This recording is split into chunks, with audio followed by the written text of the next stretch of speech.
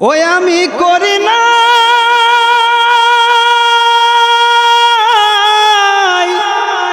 করিতে পারি না আমার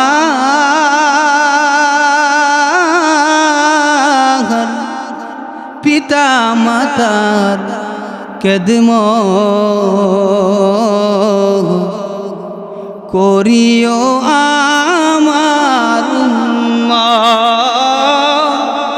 করিও আমার কে বলছেন? কার কথা? কে বলছে? আল্লাহ রসুল বলছে। ওই আমি করি না করিতে পারি নাই আমার পিতা মাতার খেদব করিও আমার করিও আমার হে মুসলমান ভাইরা আমার, কারা কারা গো হাসরের ময়দানে নবীর হাত থেকে হাউজে কাউসারের পানি পান করতে চাও? হাতটা বাড়ায়া দাও। কারা কারা হাত বাড়ায় দেন, বাড়ায় দেন। আল্লাহ আমাদের সবাইকে আপনার হাবিবের হাতের হাউজে কাউসার যেন পান করতে পারে তৌফিক দিয়েন। সকলে বলি আমিন। হাত নামান। তাহলে কিছু কাজ আছে, ওই কাজগুলা যদি আমি আপনি করতে পারি, অবশ্যই অবশ্যই মহান আল্লাহ রাব্বুল আলামিন আপনার আমার হাবিবের হাত থেকে কাউসারের পানি পান করাইবেন। বলে হুজুর কাজগুলা কি? বলে 1 নাম্বার কাজ হলো মহান আল্লাহর সাথে কাউকে শরীক করা যাবে না। 2 নম্বরে হলো মহান আল্লাহর ইবাদতের পরে বাবা মার খেদমত করতে হবে। ওই 2টা কাজ যদি আমি আপনি জীবনে করতে পারি, তাহলে আমার আপনার জীবনে আর যত গুনাহ আছে সমস্ত গুনাহগুলোকে মহান আল্লাহ রাব্বুল আলামিন ইচ্ছা করলে মাফ করে দিতে পারেন। আমার ভাইরা আসুন এই কথাটা একটু এই জায়গার মধ্যে রেখে দেয়, আবার আয়াতের শুরুর দিকে যাই। এই আয়াতটা মহান আল্লাহ রাব্বুল আলামিন কেন নাযিল করলেন? হযরতে ওয়াহশী রাদিয়াল্লাহু তাআলা আনহু যিনি উহুদের যুদ্ধের ময়দানে আল্লাহর পয়গম্বরের চাচা হযরতে আমির হামজাকে হত্যা করেছিল এবং তার লাশ হিন্দা নামক এক রাক্ষসী মহিলার কাছে নিয়ে দিয়েছিল। ওই মহিলা আল্লাহর নবীর চাচার কলিজা বের করে দাঁত দ্বারা চিবিয়েছিল। পরবর্তীতে যখন মক্কা বিজয় হয়ে গেছে, বিজয় হয়ে যাওয়ার পরে রাহমাতুল লিল আলামিনের কাছে ওয়াহশী আয়েশা বলে, ইয়া রাসূলুল্লাহ, ইয়া হাবিবাল্লাহ, নবী গো আমি তো বড়ই অপরাধ করে ফেলেছি। ওগো নবীজি, মহান আল্লাহ কি আমাকে ক্ষমা করবেন কিনা? আল্লাহ রাসূল সাল্লাল্লাহু আলাইহি ওয়াসাল্লাম বললেন, ও শিরে তুমি তো আমার চাচারে দুনিয়ার থেকে বিদায় করেছিলা। বলে, হ্যাঁ ইয়া রাসূলুল্লাহ, ইয়া হাবিবাল্লাহ, নবী গো আমি যে আসছে এখন মুসলমান হইতে আল্লাহর পয়গম্বর বিশ্বনবী ডাক দিয়ে বলেন, ওয়াহশী তাহলে যাও, তোমার সঙ্গে আমার আর কোনো শত্রুতা নাই। আমার চাচার হত্যার প্রতিশোধ এখন আর আমি গ্রহণ করতে চাই না। আমার নবী কেমন মায়ান নবী, আপন চাচারে হত্যা করছে, এই শত্রুকে চোখের সামনে পায়ও রাসূল তাকে কিছু করেন না। যেই মাত্র বললেন, নবী গো আমি যে মুসলমান হইব, মহান আল্লাহ রাব্বুল আলামিন কি আমার গুনাহগুলোকে মাফ করবেন কিনা? মহান আল্লাহ কি আমাকে জান্নাত দান করবেন কিনা? আল্লাহর পয়গম্বর বিশ্বনবী এখন তো আর কোনো কিছুই বলে না। এমন সময় রাসূল চিন্তার মধ্যে পড়ে গেলেন, তারে কেমনে রে জাহান্নামের আগুন থেকে বাঁচানো যায়। মহান আল্লাহ রাব্বুল আলামিন ঠিক এই সময় সূরা ফুরকানের 68 নম্বর আয়াত নাযিল করেন। আল্লাহ রাব্বুল আলামিন জানায়া দেয়, ওয়াল্লাযীনা লা ইয়াদউনা মা'আল্লাহি ইলাহান আখারা ওয়া লা ইয়াকতুলুনা আন-নাফসাল্লাতী হারামাল্লাহু ইল্লা বিল হাক্কি ওয়া লা ইয়াজনুন। ওগো নবী মুহাম্মদুর রাসূলুল্লাহ, আপনি আপনার উম্মতদেরকে জানায়া দেন, যারা এই 3টা গুনাহের সাথে জড়িত থাকবে এদেরকে মহান আল্লাহ কখনোই ক্ষমা করবেন না। ওয়া মাইয়া ফাআল যালিকা ইয়ালকা আসামা, তাদেরকে মহান আল্লাহ কখনোই ক্ষমা করবেন না। ওগো নবীজি এই কথাটা আপনি আপনার উম্মতদেরকে জানায়া দেন। যেই মাত্র এই কথাটা ওয়াহশীর সামনে রাসূল করিম সাল্লাল্লাহু আলাইহি ওয়াসাল্লাম বললেন, এবার ওয়াহশী কান্না করতে শুরু করলেন জাহান্নামের আগুনের ভয়ে। আল্লাহ রাসূলও তার কান্না দেইখা নিজেও কান্না করতে শুরু করলেন। এরপরে মহান আল্লাহ আবারও আযাবের কথা জানায়া দিলেন, ইযআফ লাহুল আযাবু ইয়াউমাল কিয়ামাতি ওয়া ইয়াখলুদু ফীহি মুহানা।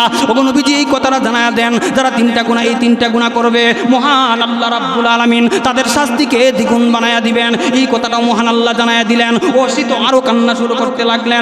আল্লাহর পয়গম্বর বিশ্বনবী রাহমাতুল লিল আলামিন নিজেও আবার কান্না শুরু করে দিলেন। এমন সময় মহান আল্লাহ রাব্বুল আলামিন তখনই আবার সূরা নিসার 48 নম্বর আয়াত কানা নাজিল করলেন।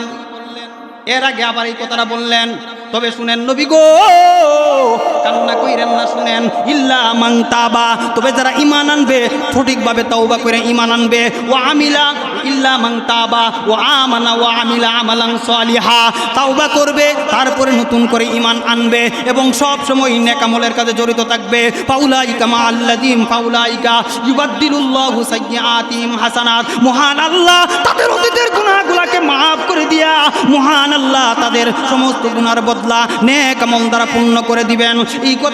এই আয়াত কানা মহান আল্লাহ রাব্বুল আলামিন আল্লাহর পয়গম্বরের কাছে যখন নাজিল করলো, এমন সময় আসি কয়, তাহলে ইয়া রাসূলুল্লাহ, ইয়া হাবিবাল্লাহ, নবী গো, তাহলে তো মাফের ঘোষণা আসছে।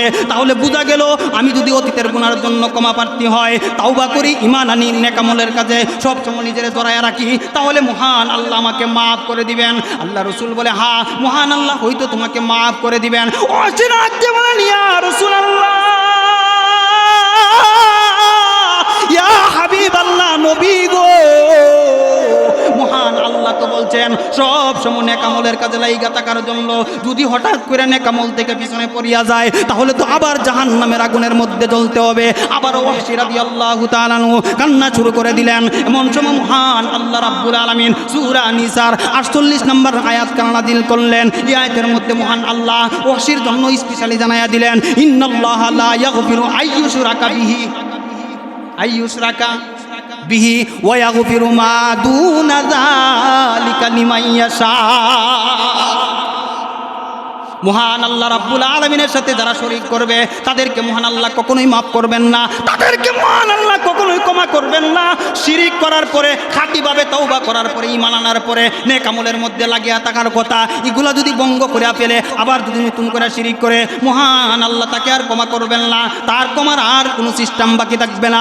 এই জন্য মহান আল্লাহ বলেন, যারা শিরিক করবে, আল্লাহর সাথে কাউকে শরীক বানাইবে, তাকে আর ক্ষমা করবে না। আর এই গুনাহ ছাড়া বাকি সমস্ত গুনাহগুলা মহান আল্লাহ ইচ্ছা করলে ক্ষমাও করে দিতে পারেন। এমন সময় হযরতে ওয়াহশী রাদিয়াল্লাহু তাআলা ডাক দিয়ে বলেন, ইয়া রাসূলুল্লাহ, ইয়া হাবিবাল্লাহ, নবী গো, তাহলে মহান আল্লাহ যদি আমাকে ক্ষমা না করেন, যদি কয় ওয়াহশী রে তোরে আমি আল্লাহ ক্ষমা করব না, তাহলে আমার অবস্থাটা কেমন হবে গো নবীজি? মহান আল্লাহ যদি বলেন, না আমার ইচ্ছা হয় নাই, তোকে আমি আল্লাহ মাফ করব না, নবী গো, তাহলে তো আমি জাহান্নাম ছাড়া আমার কোনো গতি থাকবে না। এই কথা বলে যখন কান্না শুরু করে দিলেন, তখনই মহান আল্লাহ রাব্বুল আলামিন সূরা জুমার 53 নম্বর আয়াত কানা নাযিল করলেন, কুল ইয়া ইবাদিয়াল্লাযীনা আসরাফু আলা আনফুসিহিম লা তাকনাতু মির রাহমাতিল্লাহ। নবীজি আপনি বলে দেন, যারা নিজের নফসের উপরে জুলুম করছে, যারা অন্যায় করেছে, যারা অবিচার করেছে, যারা মানুষকে হত্যা করেছে, যারা মানুষের জমি জমা লুট করে নিছে, যারা আলেমদের কোমরের মধ্যে রশি লাগাইয়া টানিয়া টানিয়া আদালতের মধ্যে উঠাইছেন, এরা যে অপরাধ করছে তাদেরকে জানায়া দেন, চিন্তার কোনো কারণ নাই। লা তাকনাতু মির রাহমাতিল্লাহ, মহান আল্লাহর রহমত থেকে বান্দা তুমি নৈরাশ হইও না, মহান আল্লাহর রহমত থেকে নৈরাশ হইও না। এদেরকে আপনি এই মেসেজটা জানায়া দেন। আর না হয় আমার গুনাহগার বান্দারা কই যাবে, কার কাছে যাবে? পেরেশান হয়ে দুনিয়া থেকে বিদায় নিবে। আমার বান্দাদেরকে আপনি এই কথাটা জানায়া দেন। যেই মাত্র এই কথাটা জানায়া দিলেন, ওয়াহশী রাদিয়াল্লাহু তাআলা আনহুর দিলের মধ্যে সান্ত্বনা আসতে যায়, হয় গুনাহ যদি মনের অজান্তে করিয়াই ফেলি, তাহলে তো মহান আল্লাহ আমাকে মাফ করবেন। কথা বলেন ঠিক কিনা? এই জাতের রোগী আমরা আছি কিনা? আরো জোরে কয় না? আছি কিনা? আরো জোরে কন না?